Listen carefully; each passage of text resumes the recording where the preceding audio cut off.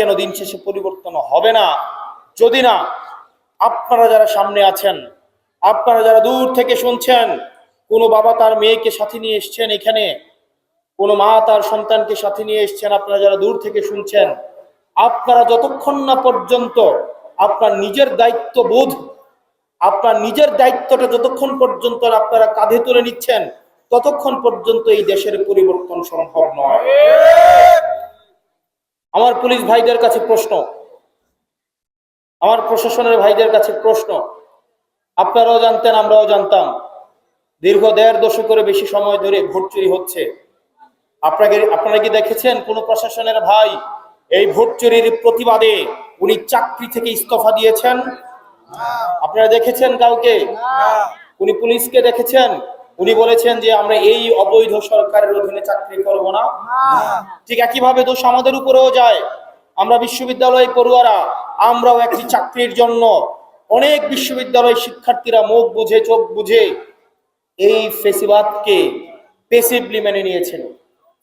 কেবল তখনই পরিবর্তন হয়েছিল যখন প্রত্যেকের জায়গা থেকে তার দায়িত্ব অনুযায়ী রাস্তায় নেমে এসেছিল। প্রিয় পিরোজপুরবাসী, আমরা সবে শুরু করেছি। আমাদের রাজনৈতিক দলের বয়স 2025 সালের আমরা 28শে ফেব্রুয়ারিতে আমরা আমাদের রাজনৈতিক দল গঠন করেছি। 2026 সালের 28শে ফেব্রুয়ারি সেটা 1 বছর হয়েছে। আমাদের 2 বছর একটা রাজনৈতিক দল হয় নাই। এই 2 বছরের একটা রাজনৈতিক দলের নেতৃত্বে আমরা 6 জন এখন সংসদে গিয়েছে। আপনাদের কাছে কি কোনোভাবেই মনে হয় এই 6 জন আপনাদের এই সংসদে আপনাদের প্রতিনিধিত্ব করতে কোনোভাবেই ব্যর্থ হচ্ছে? এটা কি আপনাদের মনে হয়? প্রিয় পিরোজপুরবাসী, আমরা কথা দিচ্ছি, অনেকেই বলেন এই 6 জন ইকুয়াল টু বাকি 217 জন। আমাদের 6 জনের 5 মিনিটের কথার উত্তর দিতে এই সরকারের অনেক বাঘা বাঘা মন্ত্রীর 45 মিনিট সময় চলে যায়। আবার বিভিন্ন সময় আবার সময়ও দেওয়া হয় না। অনেক সময় যেহেতু ছোট দল শুরু করেছি 6 দিয়ে, কিন্তু খুব শীঘ্রই এই সংখ্যা 160-এ পরিণত হবে। 160-এ তখনই পরিণত হবে যখন আমার মায়েদের সমর্থন আমাদের থাকবে, যখন আমার বাবারা আমাদের পাশে এসে দাঁড়াবে জুলাইয়ের মতো, যখন ব্যবসায়ীরা বাংলাদেশের পক্ষে থাকবে, যখন এই মিডিয়া ব্যক্তিত্ব ভাইয়েরা যারা নিরলসভাবে পরিশ্রম করে যাচ্ছেন, যাদেরকে মিডিয়া মাফিয়ারা নিয়ন্ত্রণ করতে চায়, যখন এই মিডিয়ার ভাইয়েরা এই মাফিয়াদেরকে বৃদ্ধাঙ্গুলি দেখাবেন, সেদিনই সম্ভব। যেদিন আমার প্রশাসনের ভাইয়েরা তারা যেদিন মনে করবেন এই ভবিষ্যতের এই বাংলাদেশটা তাদের সন্তানদের জন্যই নিরাপদে রেখে যেতে হবে, সেদিনই 160টা সিট আমাদের এই সংসদে সম্ভব। প্রিয় মা বোনেরা, ভাইয়েরা, আমরা আপনাদের সাহায্য প্রার্থনা করতে আজকে এসেছি। আমরা আপনাদের সাহায্য চাই। শিক্ষার্থীরা এখানে যারা উপস্থিত হয়েছেন, আমরা আপনাদের সাহায্য চাই। প্রশাসনের ভাইয়েরা আপনারা যারা এখানে এসেছেন, রিক্সা চালক শ্রমিকরা রিক্সা থামিয়ে যারা দূর থেকে উঁকি দিয়ে আমাদেরকে যারা দেখছেন, আমরা আপনাদের সাহায্য কামনায় আজকে এখানে এসেছি। আমাদের এই সংগঠনটা হাঁটি হাঁটি পা করে দেশের বিভিন্ন প্রান্তরে, আমাদের ব্যবসায়িকদের সমর্থন নাই, আমাদের মিডিয়া মাফিয়াদের কাছে গিয়ে আমরা সিজদা দিব না। আমরা কোনো মিডিয়া যারা অলিগার্ক বর্জুয়া শ্রেণী, তাদের কাছে গিয়ে আমরা আমাদের রাজনীতিকে বর্গা দিব না।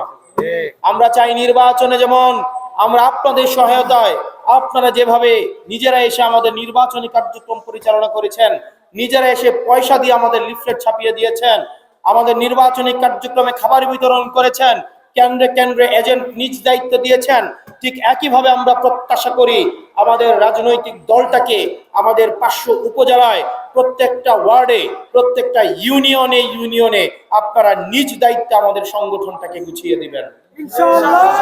মনে রাখতে হবে যে এই রাজনৈতিক দল আপনার গড়ে তোলা রাজনৈতিক দল, যে রাজনৈতিক দল আপনার খেটে পরিশ্রম করে গড়ে তোলা রাজনৈতিক দল, ওই রাজনৈতিক দল আপনার হয়েই সংসদে কথা বলবে।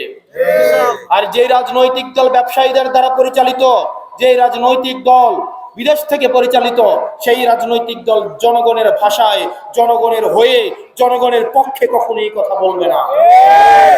সেজন্য আমরা চাই জনগণের পক্ষে, জনগণের ভাষায় এবং জনগণের হয়ে কথা বলতে।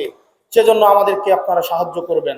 আমরা চাই এই পিরোজপুরের যে 7টা উপজেলা আছে, 7টা উপজেলার 3টা আসন আছে এবং আমাদের এইখানে যে পৌরসভা আছে, প্রত্যেকটা জায়গায় আমাদের আপনাদের সমর্থন এবং সাহায্য লাগবে। সেই সাহায্যের অংশ হিসেবে আমরা এই পৌরসভা থেকে আমাদের মুন্না ভাইকে আমরা এখানে আমাদের প্রার্থী দিয়েছি। ওনার হয়তো অর্থ নাই, ওনার হয়তো ক্যাডারবাজ টেন্ডারবাজ এবং মাফিয়া গোষ্ঠী নাই, ওনার পক্ষ হয়ে ভোটের আগের দিন রাতে আপনার বাসায় গিয়ে টাকা দিয়ে আসবে। সিদ্ধান্ত আপনার। ভোটের ভোটের আগে একদিন সার্ভিস দিবেন 500-1000 টাকা, নাকি ভোটের পরে আগামী 5 বছর বিনা পয়সায় সরকারি সার্ভিস দিবেন? এই সিদ্ধান্ত আপনার। যদি ভোটের আগের দিন নিজেকে বিক্রি করে দেন, মনে রাখতে হবে উনি যখন ভোটের আগের দিন টাকা নিয়ে আপনার দরজায় পৌঁছাবে, ভোট কিনতে কি পয়সা লাগবে না? অবশ্যই 500-1000 টাকা করে যদি 1 লক্ষ ভোটারকে দেয়, এই টাকাটা তো আগামী 5 বছর ধরে উনি তুলবেন না? পরে যখন দেখবেন পৌরসভার মধ্যে জন্ম নিবন্ধনের সার্টিফিকেট আনতে যাবেন, তখন নিবে 2000, মৃত্যু নিবন্ধনের সার্টিফিকেট 2000, পৌরসভার অফিসে পাড়া দিলে টাকা লাগবে 2000। যখন প্রশ্ন করবেন আপনি তো নির্বাচিত মেয়র, আপনি কেন আমার কাছ থেকে টাকা নেন, তখন উনি আপনাকে বলবেন আপনার ভোটে আমি নির্বাচিত হই নাই, আমি নির্বাচিত হয়েছি ভোটের আগের দিনের রাতের টাকায়।